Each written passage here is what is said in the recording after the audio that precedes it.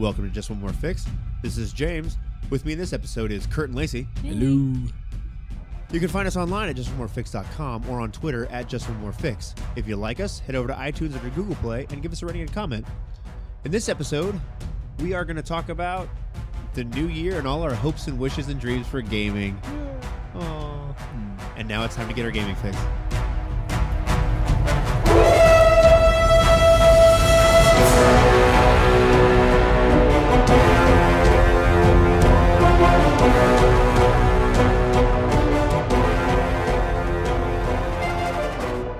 Welcome to Just One More Fix. One announcement today, I guess, just to remind you guys about our Fiasco giveaway. So it's still going on. It ends would be January 2nd, which is next Monday. So one last week or a little less than a week to get your guys to join us on Facebook and on Twitter and share a post and try and help us grow our community. So that's out there. And we'll be announcing that winner the following Wednesday, which would be January 4th. So look for that. We'll go to the main page, click on Fiasco giveaway. Yep, details are there, and the links to find our Fiasco or our Twitter, our personal Fiasco, our Twitter page and our Facebook group are linked right there on that page, so you can just join us right there and like us and share something and hopefully get a Fiasco. So right on, I think that's it. So we're just gonna jump right into it, I guess. So today we're just gonna it's the last episode to drop for the year, so we thought we might just kind of do a little retrospective over the year and think about some things that we might want to do in the next year and looking back, kind of do some self-audit and reflection about our gaming. I'm sorry, I fell asleep when you said the word audit. What? Self-audit? What are we talking about? Did I need to provide documentation? I wasn't ready yet. I wasn't keeping my receipts. Duh. So, all right, so who wants to go first? Anybody? Me. Okay. Feel that silence. Wow. Right on. Thrilling. It's a riveting sort of silence. So it's to build the anticipation. Right. So we'll just start off with specifically RPGs that we want to either run or play, or things specific about actual RPGs we want to do. And for me, the first thing that comes to mind is I got Itras B at Gen Con this past year. Or no, I didn't get it there. I played it at Gen Con and then I ordered it after we got home. But it's a surreal kind of RPG. So like surreal noir. Yeah, so it's kind of a pretty small niche, really. It's atmospheric. Yeah. I think is probably the best way I can. From what I haven't played it, right? But from looking at the book, hearing about the the play that you guys did, that it's probably not for newcomers. No, I don't think so. The resolution mechanic for it is just cards, and when you normally succeed unless you're doing something that everybody at the table agrees that there will be some kind of significant chance of failure. And then you draw from one of these 12 cards, and the cards say either yes and, no but, kind of a thing, kind of. And then the way it works is I don't draw that card. If I'm taking the action, I don't draw the card. I give the cards to someone else at the table, and they draw the card, and then they narrate my success or failure. So it is, I would agree that it's definitely not for newbies, but it's also not, like you like to say, the pass the stick kind of a game. There is still some rules and narration, that kind of thing. So it's not just is significantly abstracted. Yeah.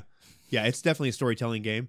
But we had so much fun when we played it at Gen Con, though. The lady that ran it for us, the game master, she did I don't know if she was just super experienced at it or what, but she did a great job. We had a tremendous time. I'm pretty sure she said she'd been playing and running that game for about somewhere between 7 and 9 years. Right. Yeah. She was an expert. Well, because as we well know, with those surreal sort of dreamland things, you can go right over the top and lose your entire table if you don't have internal consistency and some. I mean, I don't know what it is, but a grounding in a sense of what can actually happen. Right.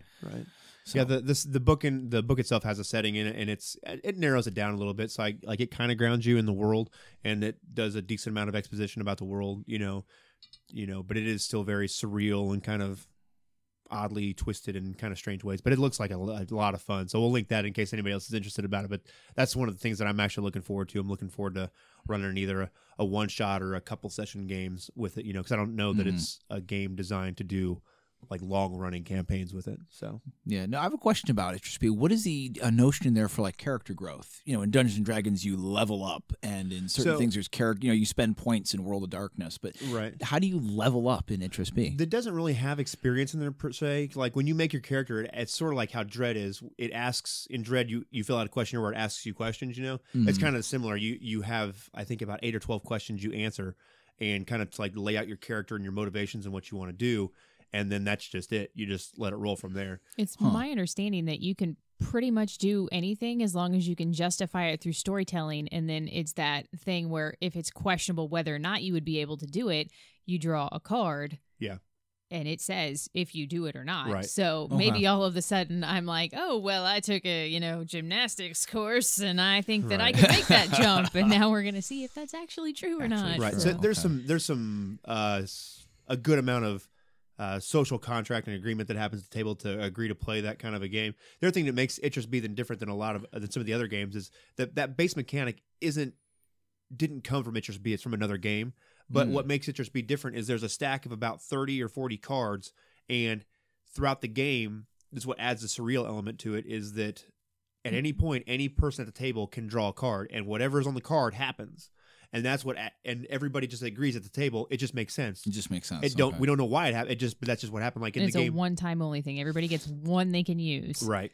And it makes so like the one we did was it changed the actual geographic. Yeah, we were in the basement of a building, and then all of a sudden the whole thing shifted, and now we were on the roof, and the building transformed and everything, and it's accepted. That's what it was. And that's what's supposed to add that kind of surrealness to the game, where things just sort of happen in this kind of dreamlike world, and it just everybody just accepts it makes sense. I was flipping through them. The most dramatic one that stood out to me was one where for the next scene you pass your character sheet to the left and you role play the character next to you just for that scene. That includes a GM as well. So oh gosh! But what's neat is that it just sort of it's accepted, and like everybody, you're not supposed to question it. Just that's what makes it surreal. And I feel like that's the best way that I've seen something.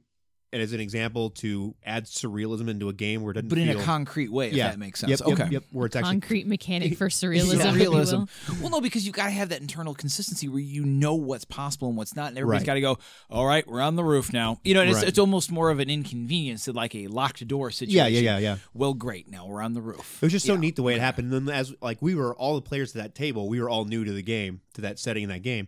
And it really worked well. Like everybody just sort of like went along with it, and it flowed with with the way the story went and everything. Like one person stops and looks around, like, "Wait, what the deuce?" Oh, okay, well, somewhere else, and then back to the conversation. Right, exactly. So, I had a great time. That's one of the things that I'm looking forward to. I think the most, really. Okay. So I, as I mentioned before, have got a Legend of the Five Rings up and going. We got some characters generated. We're going to meet, I guess it's the Sunday after New Year's, and play it. I've got a pretty good idea of how it's going. I actually went out and read the Musashi Five Rings book just because I'm like, well, if it's based on it, I should probably read the book. Right. So I did, and their mechanics certainly make sense in terms of the Musashi book. I mean, if you look and you go, okay, I mean, I knew it was based on those things, but wow, they just drew it right from it. It's a really nice job. If I can just make the mechanic work without, and I'm really thinking about abridging a ton of stuff just for purposes of storytelling. I know one of the players isn't necessarily a big fan of Fate, but to be honest, this setting would almost do better with a Fate setting. I was thinking about it when you were talking about it, and I was wondering, because we had a discussion. There's a couple other games that are very much like this, like Seventh Sea is one of the examples where we talked about where some of the games are so thematically tied to the world and the mechanics that how far can you separate those two out? You know what I mean? Yeah, and that's the problem that I'm having with it. Is that, to be honest, I like storytelling games at their base. Right. I have heavily abbreviated, I think, probably every single rule set I have ever gotten my hands on. And I think I'm probably going to end up doing that with this as well, just because there's certain things that thematically with their statistics make sense, but the minutia is so minute. It's so nitpicky. You're just like, oh my gosh! It's the best way that if you haven't played L5R, or if you don't even know what it is, the way it was described to me was if you took the crunch of 3rd edition and the social political dynamics of a World of Darkness game and put them together, that's what L5R is. Yeah, and it's so moody in the sense it's very nearly the way they describe it, at least in my envisioning when I was reading through the book. It's almost closer to a film noir sort of, a lot of long camera shots of people looking very intense. I mean, that's what I keep seeing a lot of regardless of the season, cherry blossoms floating down for no apparent reason. And you that's just see Citizen Kane whispering. Well, I guess before, and just in case people don't know what L5R is, it's a setting in Rokugan. Is that right? Yeah, and it's like an idealized. It's China, Japan, all of them kind of smooshed together in a lot of ways. It's a heavily romanticized, heavily stylized kind of Oriental mashup where you've got like a Chinese geography, Japanese samurai culture, a sort of hybrid political system that's extraordinarily, can I even borrow another term, Byzantine? Right. From another culture. It's kind of a mashup, and they've purposefully separated it from time and history, just like you would with D&D. Yeah. It's kind of a European fantasy world, idealized, but sometimes not. It depends what you're going to make of it. Right. And the other thing I want to run, which I've been working on kind of off and on, is an actual Fate-powered thing, which is Despora, or Despera, or however you want to pronounce it.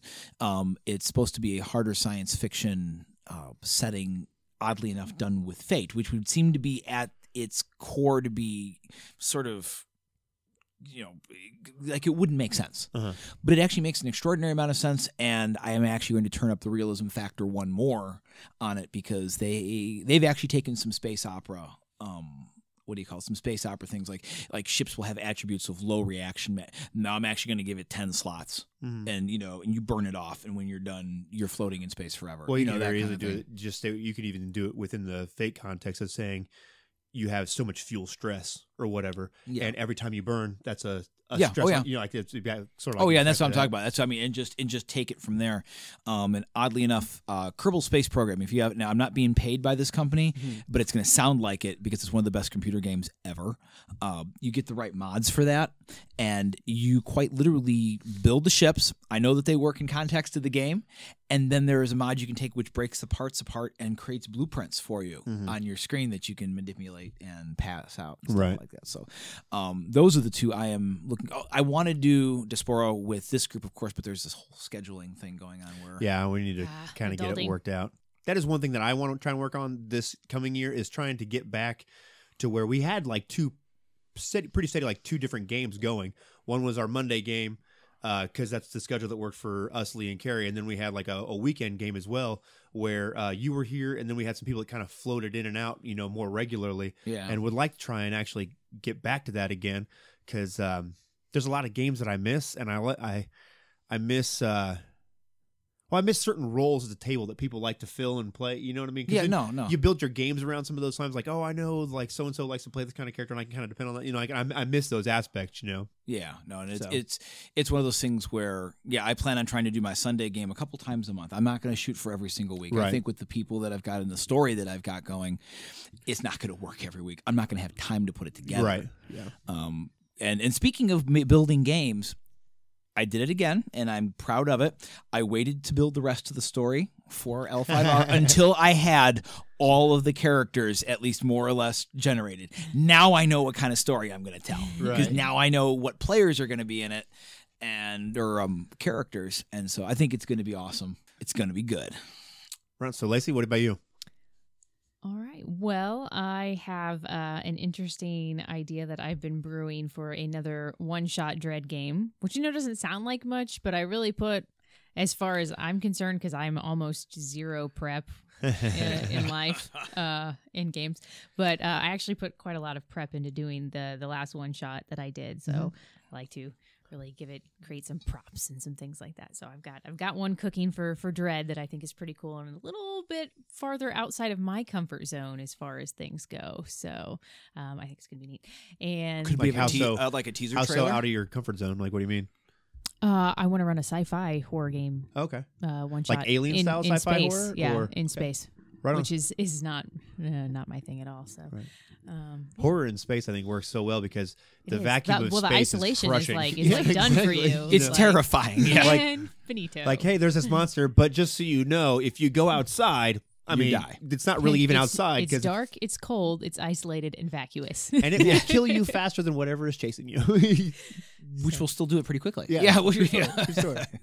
So I've got that going on. And then I'm also excited. It won't be happening for quite a while, but on Kickstarter, I backed something called Tales from the Loop, which is, as they say, it's gaming in the 80s that never was. So it's very Stranger Things. It's a little bit sci-fi in that oh-so-special 80s way. And it's designed to run with PCs as children, basically. Is it an established system that, like, is it a Fate hack or is it its own thing? It's not a Fate hack. It does use an established system. I'm not remembering right this second what it is, but it is using a system that's been used for other things before. Yeah, I would like to say that Lacey ascended to another level of geekdom because usually the Kickstarter's tracking and all that stuff is usually me, and she did this one totally without even me knowing, and just like, hey, I backed this Kickstarter, and I was like, what?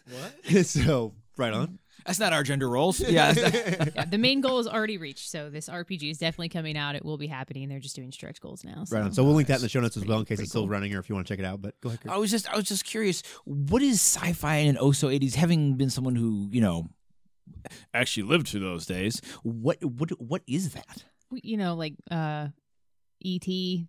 Weird science. Okay. There's a very certain, there's lots of robots, but kind of cheesy ones. Right. You may have some maybe even some X-Files-ish sort of stuff. It's sci-fi, but in a way that's just, I would call it slightly cheesy, I guess. All right. I can live with that. That's fine. All right. So I have, I guess, a couple more unless you have anything else. Or we can go back and forth. I did have one thing, but I don't know. It's somewhere between okay, we can go back game to it. and It's RPG. So from yesterday, we just started our first 7th Sea 2nd edition game. Yeah, I was wondering when you were going to talk about that. So couldn't make it. I'm super stoked for it. I'm excited. I shared a picture on Twitter and tagged at Just One More Fix. So if you want to see our gaming table, there's a lovely pirate flag. I went all out. Fantastic. I've got a Calico Jack. Just for you guys, if you don't know all the pirates, I've done a tremendous amount of research on the golden age of piracy now for this because I've just been so excited about it. Yeah. But Calico Jack has the black field with the white skull and then cross sabers. Yeah. That's Calico Jack. So I got on Amazon. They're really cheap. I actually got a Calico Jack flag which is also stamped on the cover of the 7th Sea Special Edition book. That's why I got that one.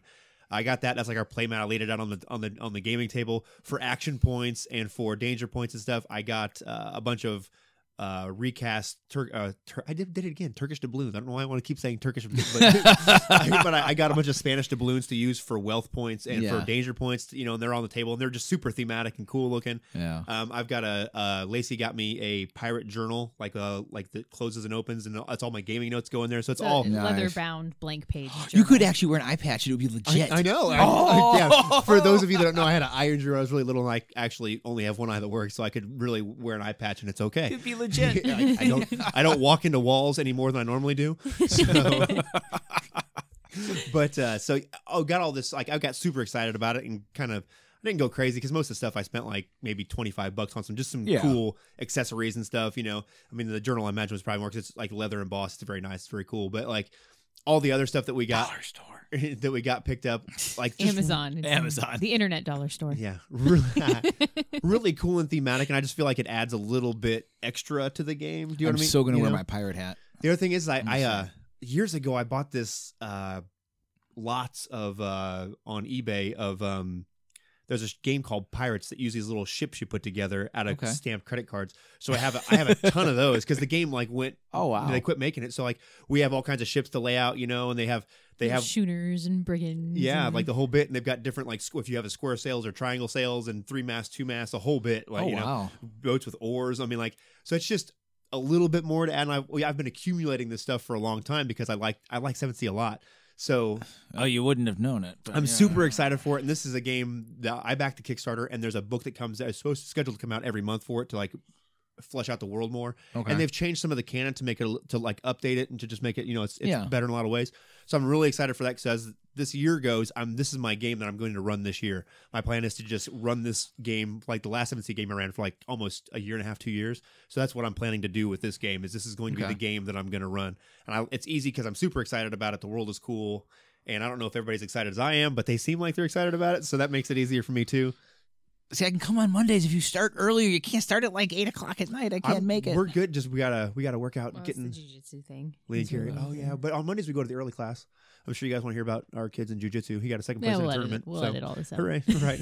So, It's the details. The devil's always in the Right. details. so, but yeah, we'll totally work it out. So, because I want to see John Thomas back. Lacey yes. talked about him. It was like he's Oh, so I need it was to so have much him. fun, So that I'm super excited for, and I'm planning on keeping going. And it's like Seven said, 7C is by John Wick. Actually, he's the first guy that did the first edition of L5R. Oh, so So it's that that's where it comes explains the uber crunchy amount of the flow chart. the so Thematic crunchiness. Yeah, well, actually, it's the 7th the new one is way different. It takes a while to kind of get used to. After we've played about 4 or 5 sessions, and we plan on reviewing it for you guys, so you can kind of get a hear for how it works. But I want to make sure we do it justice because it's different in some pretty significant ways, and I want to make sure that we're kind of have a full grasp of it before we talk about it. So It's a little more substantial too than some of the other kind of indie press games we've reviewed that are a little shorter and simpler. This is a bigger project. Plus, just the way the game runs, the conflict resolution works a little bit differently. So we just want to make sure we do it justice and have a full grasp of it before we talk about it. The last thing that I have, besides I want to actually run more of the games that I have on our shelf that we haven't run, because we have a lot of indie games because I have a problem with you don't have games. a problem. You're managing a chronic condition. All right, you're all right. But I've got it down to where we've ran probably 3/4 of them, and I'm looking this year to get that percentage that we haven't ran even smaller. Even if we just run it one time just to experience it and to try it, and then those will be games that we'll review as well because we don't. All the games we review are just games that we play and games that we enjoy. So we're not getting kickbacks at least yet. So I've got one more thing. I like Settlers of Catan. I don't have much of a chance to play it.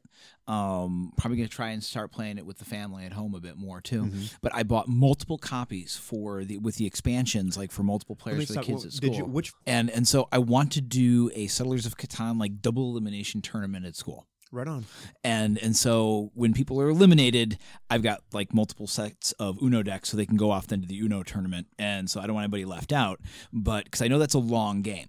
And especially if you're going to do an elimination tournament. Really, it's not that bad. If you have people that like are familiar with the game and have played it quite a bit, it moves pretty fast. Like I think our games usually last an hour and a half, maybe sometimes. Like once we really get moving along. But if you've got more often between 1 and 2 hours. So we've got multiple tables though, so it's going to be one of these late night events. Like we start at 6, go to midnight kind of deals. Yeah. And very lock-in. Yeah, well, and that's just it. I was considering doing one of those. It's a big deal. So if you're going to keep them there all night, sort of thing, permission slips and this and chaperones. Oh yeah, all sorts of paperwork gets involved with it. But I think it would be a good time. I might be wrong. Katana's a great game to lose friends over. Yeah. Well, and that's just it. We have a lot of tabletop our peers too. Right. And so my wonderment, can I use the term wonderment? Sure, sounds good. If my wonderment is, could we get some to cross over from the D&D table? Because a lot of them look at the board games, they look over and they go, oh, that. Like, it's stained with the curse of Monopoly. It's like, well, we don't do that. But we talked about this a couple weeks ago at our Christmas thing. We were talking about getting board games. And like, dude, Monopoly came out in what, like 1920 something? I don't know. I don't even know. Like, it's an old game. It's old. Know? Yeah. But like, board games have changed so much. There's like, it's not even like they're almost like not even the same. It's like trying to say that you're going to race a Model T4 against a Ferrari.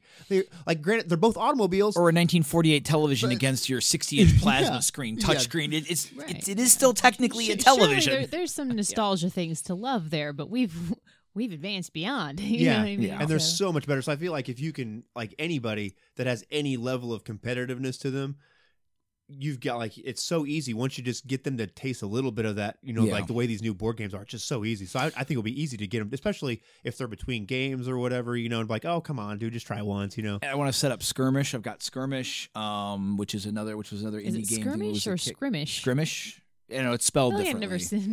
I've never say spoken it right. aloud to another human being. I just assumed it was Skirmish because I It's did. spelled differently. It was is a it? Kickstarter. It's a card game. It was kind of cool. It's We like played a it. combination of memory and war. Yeah. Yeah. And I've That's a got really good description. I've got a DNA one which looked kind of cool. I was going to put out for him too. Again, evolved beyond. We all started out playing war. That was fun when you were 5. This is more fun. Right. Yeah. Way more fun.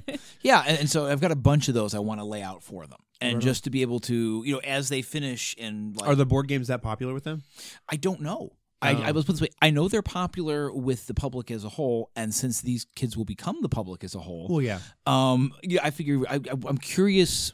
I'm curious if the 14 through 17 crowd will latch onto them the same way because they're in that same culture. Right. Like when they all gather around and I tell them stories of the Gen Con, Right. they all listen like, how many people were there? And I'm like, thousands, tens of thousands. And they're like, and they all stayed for 4 days just to play games. I said, yes, sometimes all night in the eyes. It's like it's like talking about some sort of like golden era or something. Well, it's crazy because we were at our house for Thanksgiving at my sister's house, and then for Christmas, a couple days ago, we bring games with us, and we were playing games. And my niece's boyfriend, who's in his early 20s, said, "Man, I thought because his family they play Ticket to Ride and a couple other games. They were like, I thought we knew about board games, but oh my god!" And I was like, "It's like where do you find all these?" And I explained to him about Gen Con, and he was like, "Oh wow, so how big is it?" And I was like, I'm not I can't describe. It's so big. Do you you can't really like describing the fathom. Grand Canyon to someone Right. who hasn't seen it. But it was funny to see It's so much more than that, though. it is. But it was funny to see. No, but really though, because the amount of people, you could go to the Grand Canyon and you meet the same sort of mix of people you meet everywhere. It's like a specific group of people all got together on a mass scale in a Right. giant. Like if you filled the Grand Canyon full of only accountants, you know what I mean? It'd be a very The world specific might be sort a of more place exciting and place. culture, No, right? no, We filled this size area full of just geeky people. Right. It's like utopia. But it's like in talking to him though, Nerdtopia. he was like, Utopia. there are people like so. But I'm the only real, I guess, gamer in mostly in my family. There's some people that are kind of coming into it now as we've tried to expose more people to it and give the gift of gaming. But they are like, where did you find these games? How do you find? Because you can't find a lot of them in most Yeah, stores. you're not going to find it in And Target. they are Yeah. the exact, in my mind, people that I think of, and I'm like, you love these games, you just don't realize it yet. Well, this young man that you're talking about, who's actually one of my library club kids, and I just, to be honest, we were so involved in playing D&D and whatever we were doing, I just never bothered to expose them to Right. this stuff. And that's what got me thinking, honestly, about, I should probably expand the horizons here a little bit. Well, the other thing is, I though, have is a it's nice great for- time doing it because, my family, we play, my mom and dad, they play some games. And then, James's family, some of them play some of them don't play any. So I like to, kind of think about that person and, what I know about them and find a game that I'm like, this game, I know that you will like this game right here. And that's Right. kind of like where you start. Like my dad. Mm-hmm. My dad loves chess. Him and my brother played chess all the time when we Really? were younger. Okay. I don't play chess with them because I lose soundly and then find something else more interesting. Two to do. moves done. Right. I'm like, how fast can we finish this? I have other things to do. So I got him a copy of The Duke. Because it's like chess, but with a little bit of randomization added in. It's like chess, but better, in Yeah. my opinion. I think it's in my very cool. I humble like it. non-chess opinion. And I actually got Bunch of him chess players and going, my brother a copy of it to see if they could try and coordinate some kind of long distance game if they can work it out with the tile drawing to make it work. I think it would be really cool. So something like that where you're like, okay, I know you like these kinds of things, and whether I think you would be like resource management game or strategy game, Yeah, I totally It's think a that lot of there's fun. a lot of people out there that just don't. They like board games, like these newer games. They just don't realize because they haven't been exposed to it. Oh, and it's something I didn't even know. So I have this group of kids who I ran a class on how to game master and how to play a couple of years ago through a grant. And a bunch of the kids said that they played because we wanted to get them on the podcast. Right. And I'll bring them in. Well, apparently they don't play in person. They play over the internet. Oh, really? Yes. That'd be interesting because we've tried it a few times with varying degrees of success, but I just You mean prefer RPGing or Yeah, like actual D&D RPG. by Google Hangouts or Yeah, Skype. there's actually an application which is a program which is Roll20. purposely built for it. But yeah, they're actually out there playing. I think there are some really exciting possibilities in the new future with VR.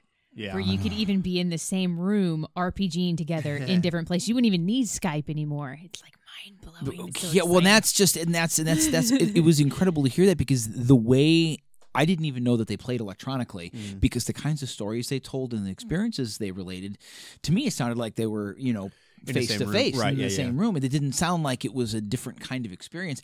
And we're gonna have to get the rig and go over there one of these days and talk to them because it blew my mind. I had one of those moments where I was just like the camera pulled back and zoomed in simultaneously, and I went, "What?" Right. And it was really cool. So that's something we got to explore in the next year or two. Yeah. Absolutely. Yeah. So, what is there anything else? I guess board game wise or anything like that, or that you're hoping to achieve this year? Well, I've got a couple things. I've got this one called actually a firefighter game. I think I forgot what it was. Yeah, and there's even an extreme danger expansion pack which I got because you need terrible to get decisions that. expansion. Terrible decisions. There was. Like I said, there's a DNA one, and I haven't even busted the seal on the DNA card game. I think it's in my pocket right now, in my jacket. And I've got a number of things on the shelf that, to be honest, I haven't even touched, and I need to crack those open. Right, get them out. Well, we're more than welcome, more than willing to be test subjects for new games. games. I'm gonna bring in some. Right on. I would like to play some more No Thank You Evil with the kids. I think raising little mini I need to do RPGs that. is super exciting. So I've been a bad parent. what else do I need to? Do you have No Thank You Evil? Okay, I've got a confession in that, to be perfectly honest, when I come over here, I bring my daughter all the time. And I don't think she's played a sit-down role playing game, but twice in her whole life. Now, Right. I understand this may open me up to some pretty severe civil and criminal penalties amongst the gaming community, but yeah, she needs. We'll have to work it out learn. because we've Isaiah, Eliza, and Ezekiel. They'll have characters, and Lacey has one in the same game. It's really fun. It's super easy. I was sort of selfishly waiting for the time when Isaiah wants to run his own game for his friends. I think they're at that age. They're close. I think they're getting closer. 10. He's ran a fifth edition game from the starter set for me, Lacey, Carrie, and Lee, and it went pretty well. Yeah. I talked to him quite a bit about hey, things about this. Make sure to read this and make sure you're familiar with it, and he did a pretty good job.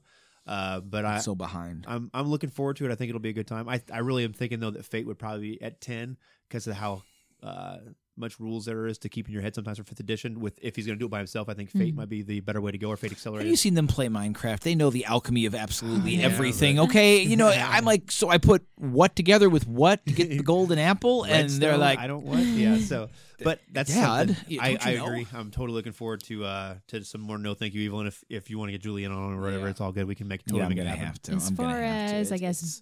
Board games, sometime this year we have to kill Hitler. Yeah, that's on my list here. Now, what's the actual name of that game? Black Orchestra is the name of the game, and yeah, it's going to happen. It may take us all year to do it, but we've played probably 10 times. I'm like, I am a pretty good board gamer. What the heck? We cannot catch this dude and murder him.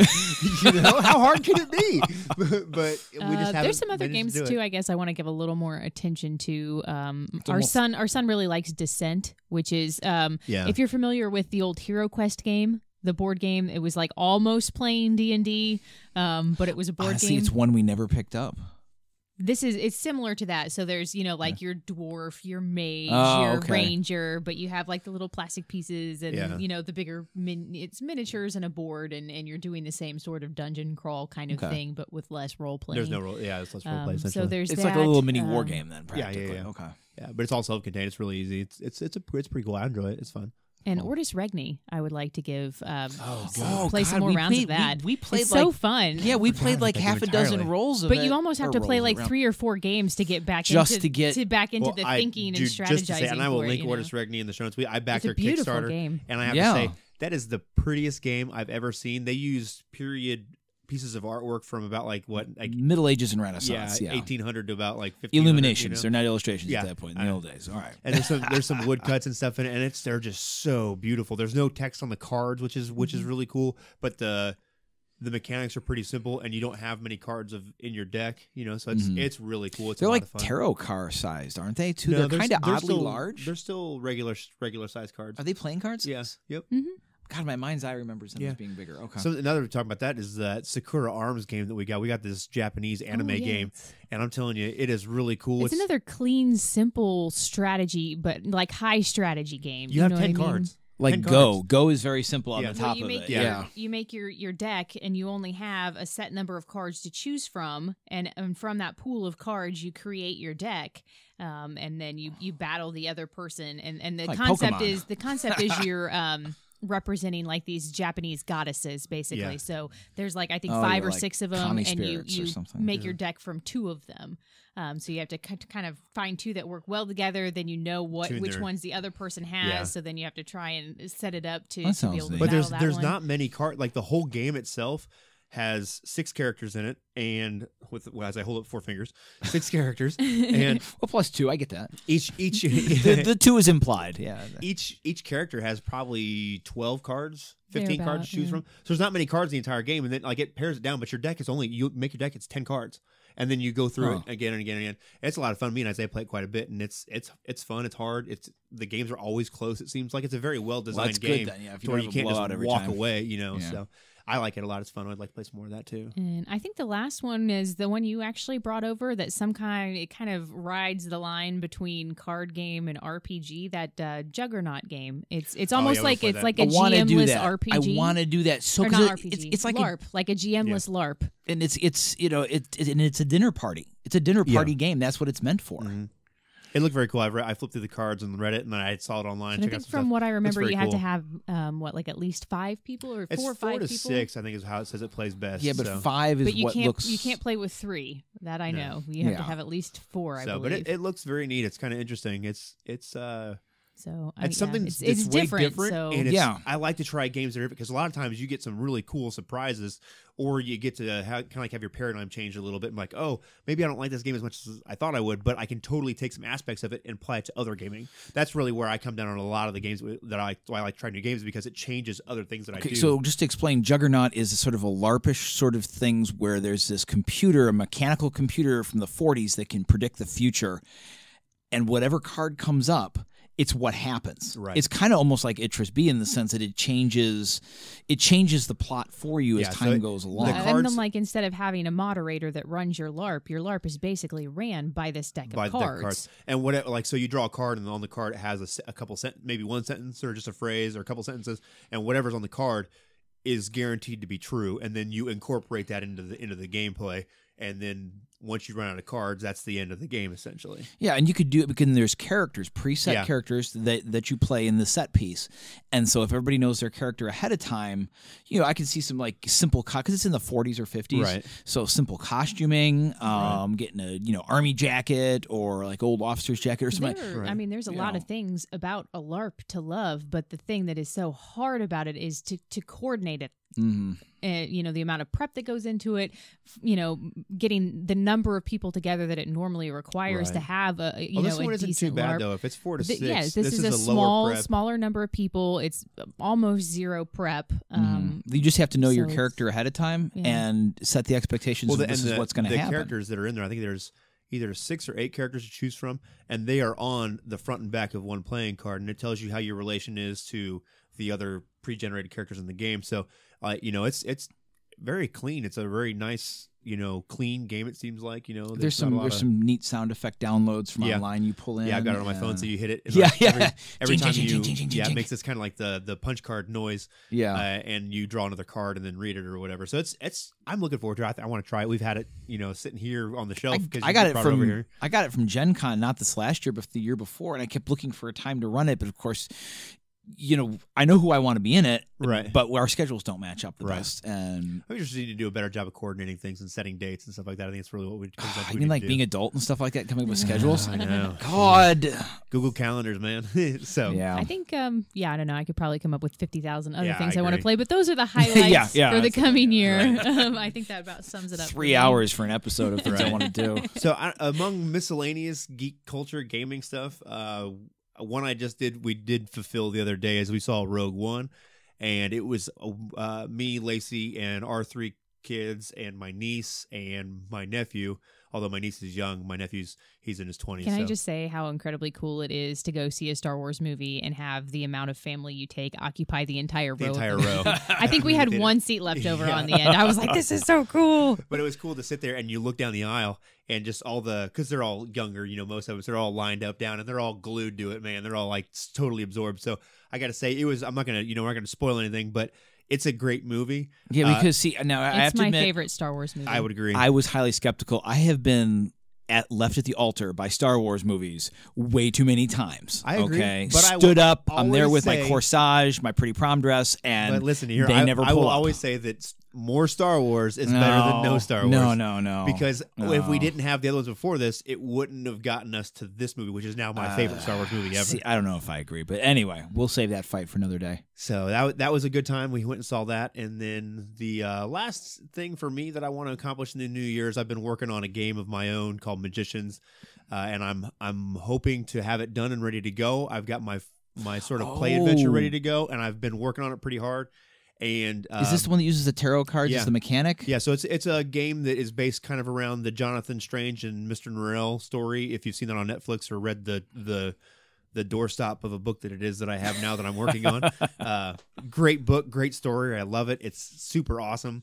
And it's based around that, and it uses tarot cards for the mechanic. And I'm looking forward to play testing it and running it this year, and we'll see what happens with it. If it sucks, well then whatever. If it doesn't, well then we'll see what happens with it. So, but I We'll am grab another beer. I am looking forward to that. That's something big for me this year that I'm hoping to get done. So Cool. it's something new that I haven't really done before. So, All right. Well, I'll tell you what. Everybody out there in Radioland, be safe in the new year. And that's pretty much my advice. right on. Do you have anything else? Like at least half a dozen things. Oh, well, time is what it is. Right, Oh. right. Need to retire. No, I think those are the highlights, probably. I guess the big other thing on my bucket list that is not actually gaming related is rewatching all of the Doctor Who reboot with my 10-year-old. Right. I'm pretty stoked about that. That's We're a 2 worthy- episodes in so far. Wait a minute, you're and- starting with Chris Eccleston, right? Oh, Yeah, at the obviously, beginning. yeah. Okay, well, I'm just Yeah. making the sure best that Doctor you're anyway. doing this right. He's You're my, not like he's my fave. So we've watched the first the mannequin episode, and then they had a first pretty human. good laugh about the first human when they're watching the end of the world, and she's just like the stretched piece of that's skin. wonderful. So Yeah, no, that's the end of the world is wonderful.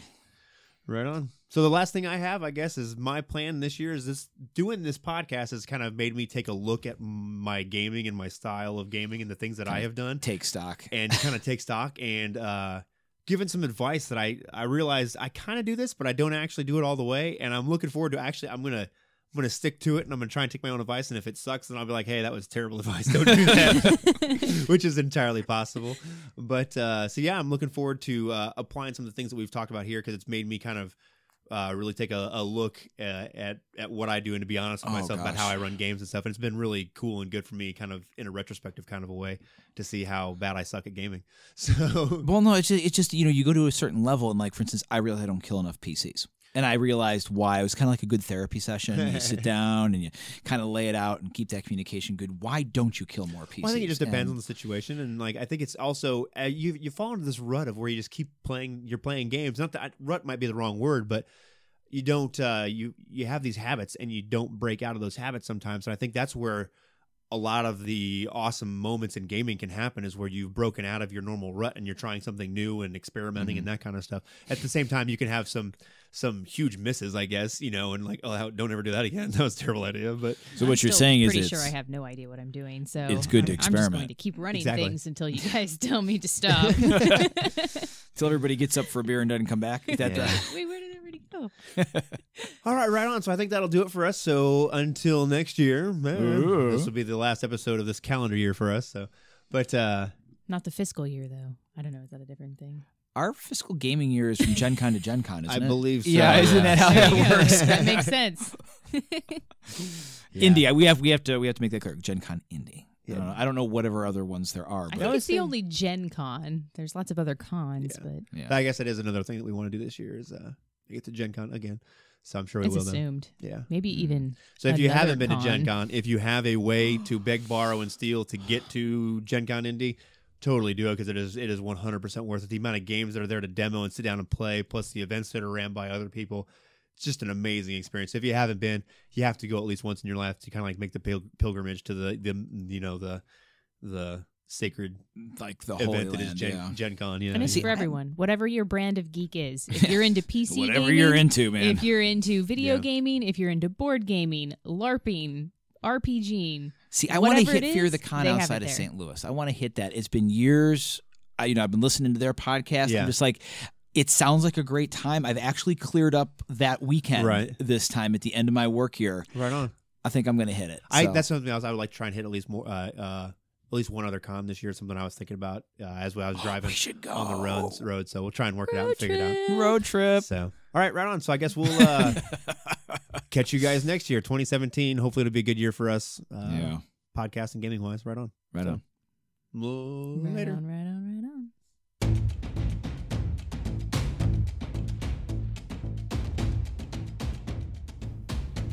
Thanks for listening. This has been another episode of Just One More Fix. Music has been provided by Kevin MacLeod. You can find him at incompetech.com.